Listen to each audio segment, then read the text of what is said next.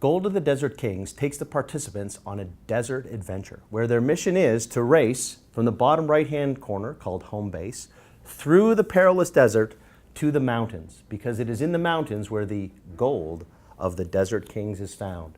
Once they get to those mountains, they will mine as much gold as possible, and then they will race back to home base and sell that gold for cash. The team with the most money at the end will be the winning team.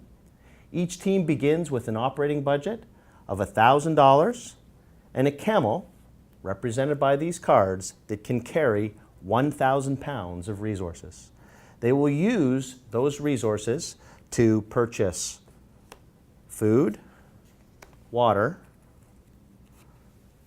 shelters, and compasses in order to make their journey successful. The activity is 25 days long, and each day is 3 minutes of real time. So the teams are under an incredible time pressure. Not only that, but to make matters worse, every single day they're flooded with information. And that information comes in the form of weather. And there are 4 distinct weather patterns that they're going to encounter. There is clear weather, there are sandstorms, which also throw in the potential for them to get lost. There is superheat, which increases their consumption of water. And dread of all dreads, ladies and gentlemen, there is sandstorms and superheat. So, what happens in the activity? Well, typically the participants will race out of home base without giving due consideration to what their objective is and how they should best allocate their resources to help them achieve that objective. And as a result of that, there's 2 major consequences. The first major consequence is that they actually clearly do not get as much as is possible. So there's some tremendous learning in that. The second consequence is that they actually may die in this activity. And dying is a very powerful learning experience. So, outstanding activity. The real power of Gold of the Desert Kings comes in the debrief, or the opportunity to reflect back on the activity. So if you look at the chart on the screen here, what you'll notice on the far right-hand side are the results that are listed. And you'll notice that those results vary. And in fact, there's quite a broad range from dead or $10,000 right up to $39,000. And that's quite a significant difference, considering that every team started firstly with the same objective, mine as much gold as possible.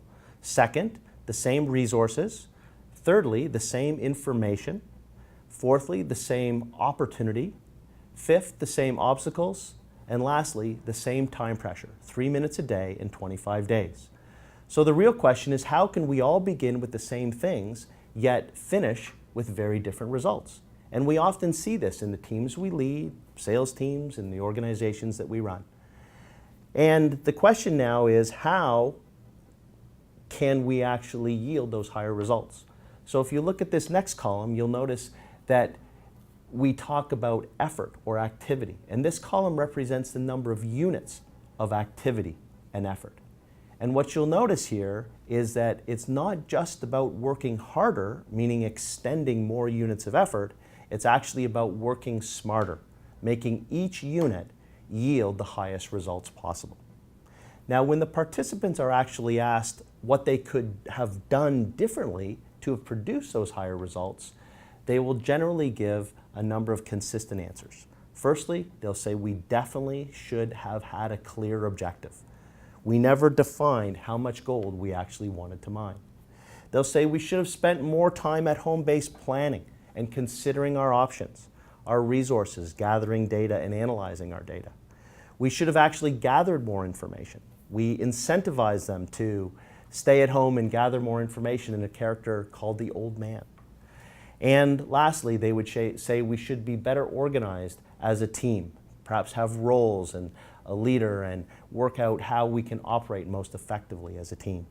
And this now allows us to very sequentially work through each one of those elements of being able to focus on being more productive as it applies to the particular audience. This also allows us to then introduce the concept called maximizing, which is a mindset. And this really says we must begin every activity with a mindset that asks the question, what is possible? Now, when we ask the question, what is possible in Gold of the Desert Kings, it's clearly 13 pieces of gold is possible, and we tell the participants that up front. But once they begin to reflect on the risks of doing that, on the pressures that they exist and the resources that they have, they find that what's possible isn't actually realistic. And so now they must condense that into a goal that's actually achievable for that particular group. But 10 pieces of gold is very possible, playing a very conservative game here within the activity. And once they do that, it's not just having a goal that yields those excellent results, it's then being able to formulate a plan and execute that plan. So ultimately, that maximizing mindset begins to cast vision for doing the best job that we can do in everything we can do within our organizations. Now, this has extensive application. We can be used at the beginning of a project for a team to cast vision about what maximizing could actually be. It's powerful at the beginning of a fiscal year for an organization where leadership may want to gather the organization and cast vision for what's possible. Or perhaps when a sales group is getting together to be able to discuss about what's possible for their particular year. And we're able to draw a number of elements of customization here. It has great application not only with the audience, because whatever results means to that particular audience, we can customize towards that. But it also has some great application for teams as they're, again, running projects.